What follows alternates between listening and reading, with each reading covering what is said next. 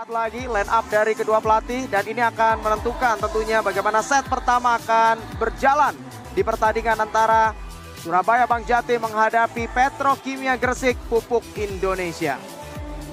Dan kita melihat ini dia sekali lagi. Sesaat lagi pemirsa bagaimana persiapan dari kedua tim yang akan segera dimulai pertandingan di set pertama. Partai pembuka langsung tersaji big match. Dua tim di pool DD yang berlangsung di GOR Banyuwangi. Kita akan lanjutkan tentunya. Mulai tanggal 18 Oktober 2022, Liga Voli Divisi Utama ini akan berlangsung di kota Solo. Dan sementara kita melihat ini dia para pemain dari kedua tim. Sesaat lagi tentunya akan segera memulai untuk pertandingan di set pertama kali ini. Dan sementara kita akan langsung bergabung dengan venue untuk melihat menjelang pertandingan di set pertama antara Bank Jatim menghadapi Petrokimia. Yulis Indahyani. Bank Jatim Surabaya didampingi pelatih Labib.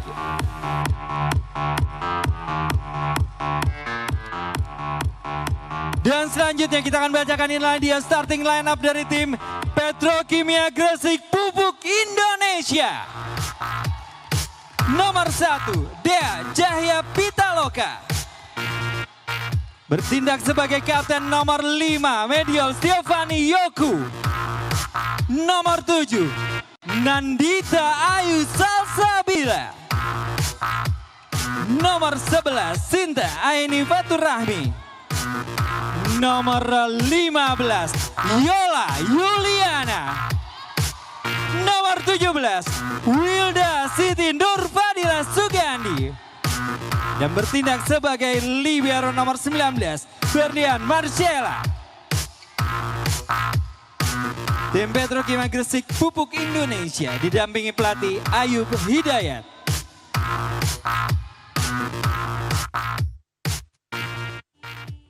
Ya pemirsa, kita sudah melihat ini dia official line up yang diturunkan oleh kedua tim. Komentarnya Danes? Ya, kita lihat semuanya, kita lihat menurunkan seluruh pemain terbaiknya. Ini akan sangat menarik pertandingan ini. Langsung di pembukaan di Voli Divisi Utama, Rama. Ya, dan kali ini serve pemirsa di set pertama dilakukan oleh toser dari Petrokimia Gresik. Oh ya. Poin pembuka yang cukup baik. Kita lihat sebuah spike dari posisi 4 tadi yang dilepaskan oleh Ajeng. Berhasil memberikan poin pembuka tentunya untuk Bank Jatim Surabaya. Oh ya. Baik, kita lihat tadi sebuah quick yang dilakukan oleh Wilda. Ya, quick yang luar biasa ya dari Wilda ya. Kita lihat kalau receive-nya memang bagus ya, kita lihat. Tentunya memang memudahkan untuk menyerang lewat bola-bola quick seperti ini.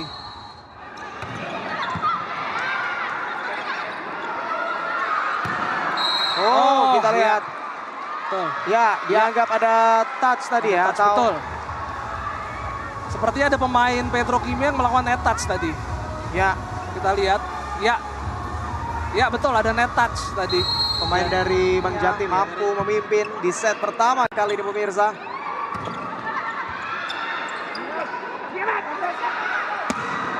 Mediol Yoku. Ya. Oh, Dik yang sebetulnya sudah cukup baik tadi dilakukan oleh seorang Yulis Indahyani. Ya, tapi tidak sampai ya. Kita lihat tidak bisa menyeberang. Tidak bisa menyeberangi net dan akhirnya Dita kembali sudah lakukan serve. Oh ya.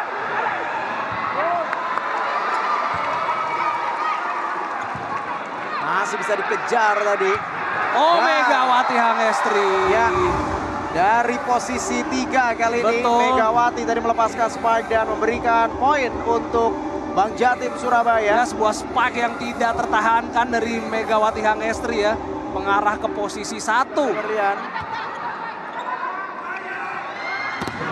Oh Megawati, luar biasa Megawati. Agak sedikit terlambat tadi bagaimana Dea dan juga Medioku menutup di posisi 2 dari Megawati melepaskan spike. Ya, bloknya tidak rapat kita lihat, sangat berbahaya apalagi di sana memang yang memukul adalah seorang Megawati Hangestri ya. Oh ya.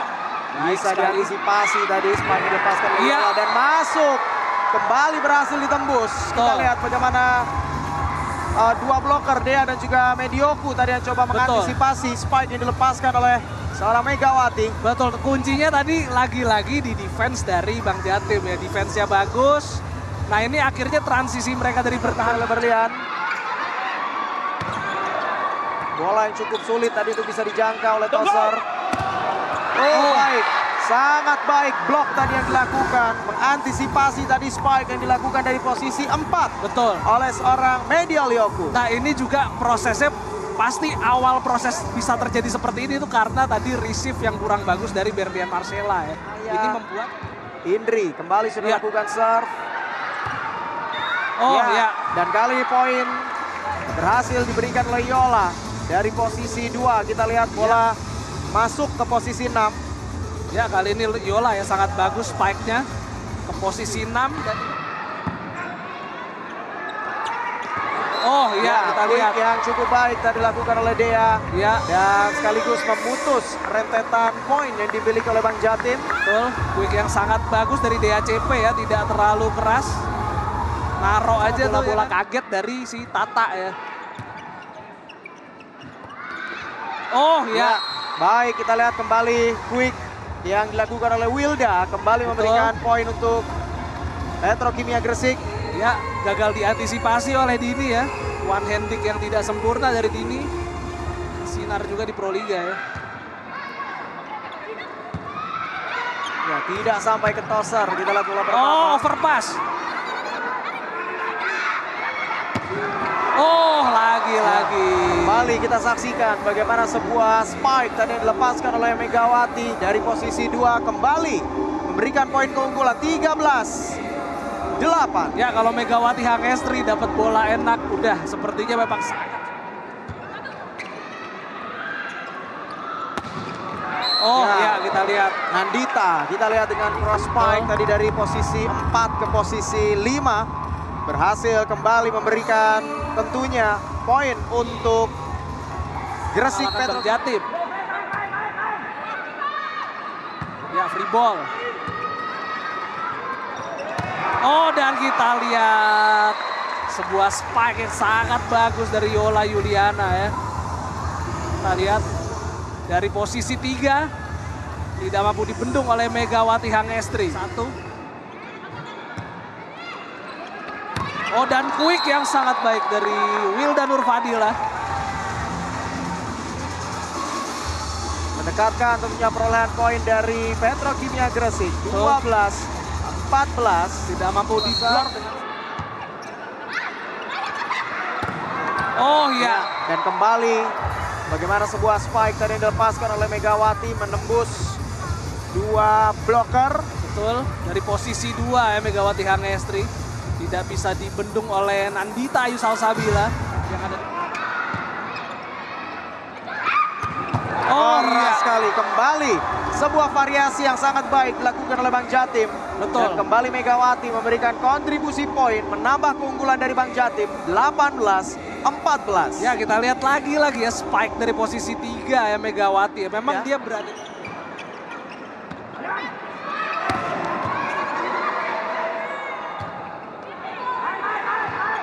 Tidak ada serangan pemirsa.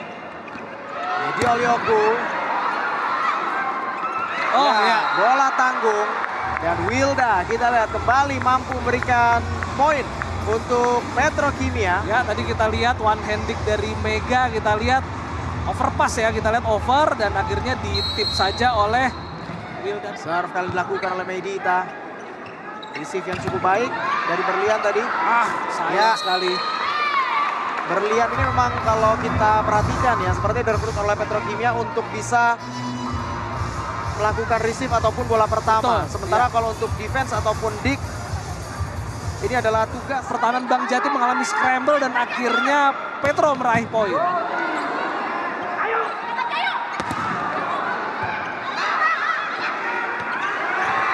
Oh, dik yang kembali cukup baik.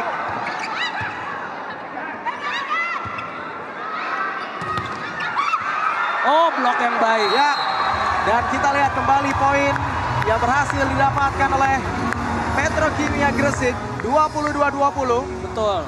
Ini kita lihat Bang Jatim juga saya lihat lemah dalam cover. Ini yang harus diperbaiki tentunya oleh Coach Labib ya.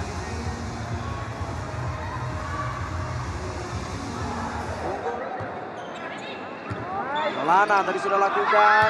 Oh Ya. iya, lagi-lagi. Baik sekali, kita lihat bagaimana Nandita berhasil memberikan poin untuk Metro Kimia. Set point 24-21. Ya, sebuah spike yang sangat bagus dari Nandita dari posisi 3. Kali ini sudah game set point. Set point untuk Metro Kimia Gresik. Ada 2 kesempatan set point yang kali ini dimiliki. Gresik yang cukup baik dan kita lihat sebuah spike tadi yang dilepaskan. Berhasil memberikan poin kemenangan yang dilakukan tadi oleh Giovanni Eka Cayaning Tias atau Fani, dan berhasil memberikan kemenangan untuk Metro Kimia Gresik Pupuk Indonesia dengan 25-22.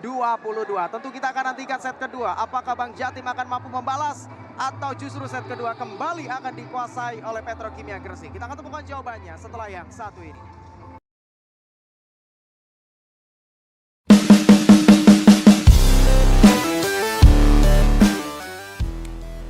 Surabaya Bank Jatim Klub Voli Mega.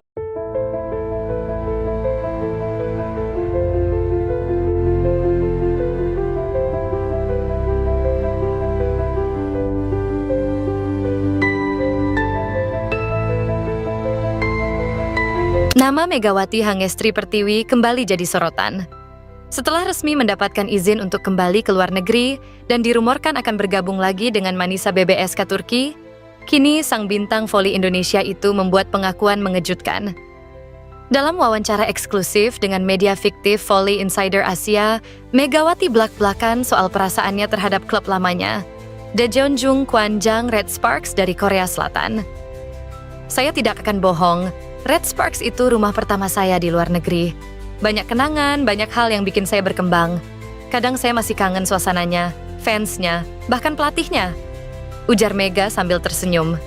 Pernyataan itu sontak membuat publik bertanya-tanya. Apakah Turki hanya menjadi pelarian sementara bagi sang Megatron? Saat ditanya apakah dirinya benar-benar mantap bermain lagi di Turki, Mega menjawab dengan nada santai namun jujur. Saya ini pemain yang main pakai hati dan mood. Kalau saya bahagia, permainan saya keluar. Jadi, entah di Turki, entah nanti Red Sparks minta saya balik lagi, semua tergantung bagaimana perasaan saya saat itu. Ungkapnya. Ia juga menambahkan bahwa dirinya tak ingin terjebak dalam tekanan karier semata. Saya cuma ingin main di tempat yang bisa bikin saya berkembang dan dihargai. Kalau di Turki nanti saya bisa dapat itu, ya saya bertahan. Tapi kalau hati saya balik ke Korea, siapa tahu saya pulang lagi. Tambahnya sambil tertawa. Sementara itu, rumor dari internal Red Sparks menyebutkan bahwa klub Korea Selatan tersebut masih memantau situasi Megawati. Salah satu staf pelatih yang enggan disebut namanya mengatakan, "Kami selalu menghormati Megawati. Kalau suatu saat dia ingin kembali, pintu kami selalu terbuka." Ungkapan itu semakin memanaskan spekulasi bahwa kembalinya Megawati ke Turki hanyalah langkah sementara sebelum reuni besar dengan Red Sparks. Reaksi warganet pun terbagi dua. Sebagian mendukung Megawati tetap di Turki demi tantangan baru, sementara sebagian lainnya ingin ia kembali ke Red Sparks untuk menuntaskan cerita yang belum selesai. Namun satu hal pasti, dimanapun ia bermain, Megawati Hangestri tetap kebanggaan Indonesia. Mega sudah bukan cuma pemain, dia simbol semangat dan keberanian atlet Indonesia di luar negeri. Tulis salah satu akun fans di X, Twitter. Apakah benar Turki hanya pelarian sementara bagi Megawati Hangestri? Hanya waktu dan mood sang Megatron yang bisa menjawab. Untuk sekarang, publik hanya bisa menunggu sambil berharap Mega terus bersinar. Entah di Turki, atau di rumah lamanya, Red Sparks Korea. Megawati terus mendapatkan sorotan setelah namanya melambung tinggi karena penampilan impresif selama 2 musim pada Liga Voli Korea. Musim ini dia sebenarnya sudah resmi mendapatkan kontrak bersama tim kasta kedua Liga Voli Turki, Manisa Büyükşehir Belediyespor Kulübü. Namun, tak terlihat ambisi dalam diri pemain asal Jember, Jawa Timur itu. Padahal, Manisa BBSK sudah akan memulai kompetisi Liga Voli Turki pada bulan Oktober ini. Akan tetapi, Megawati memilih tetap bermain di Indonesia untuk membela Surabaya Bank Jatim pada Final Four Voli Divisi Utama 2025. Megawati akhirnya meluruskan bahwa kesepakatan yang telah tercapai dengan Manisa BBSK memberinya kelonggaran. Tak hanya itu, Megawati tampaknya juga belum kembali ke kondisi fisik terbaiknya setelah satu musim yang melelahkan bersama Daejeon Jungkwanjang Red Sparks. Itu bukan paksaan dari pihak manapun. Memang benar, murni dari saya tidak mau main di luar, kata Megawati. Pihak Turki tanya terus, menghubungi terus, saya sendiri mau main atau tidak itu tergantung mood saja. Tergantung saya, tidak ada yang bisa memaksa juga. Mereka sudah menghubungi 5 kali. Mereka bilang seperti, bolehlah bantu kami?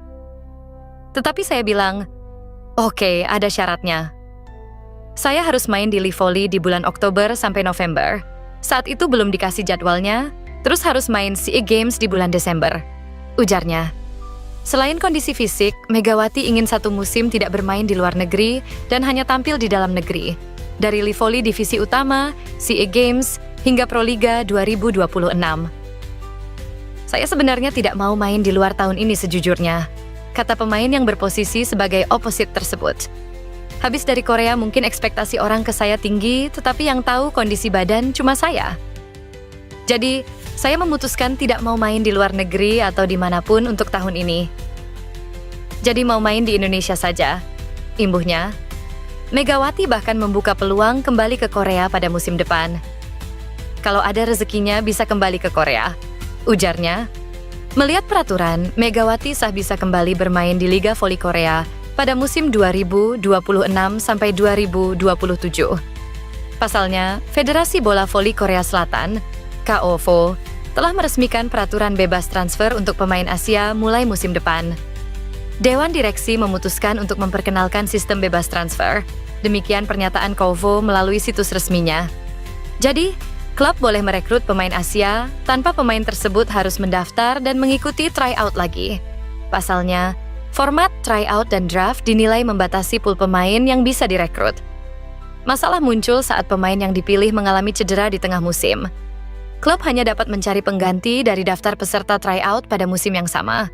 Selain itu, kebijakan untuk mengikuti seleksi terlebih dahulu juga kurang diminati oleh para pemain kualitas terbaik, sehingga kualitas peserta tryout Liga Voli Korea malah menurun.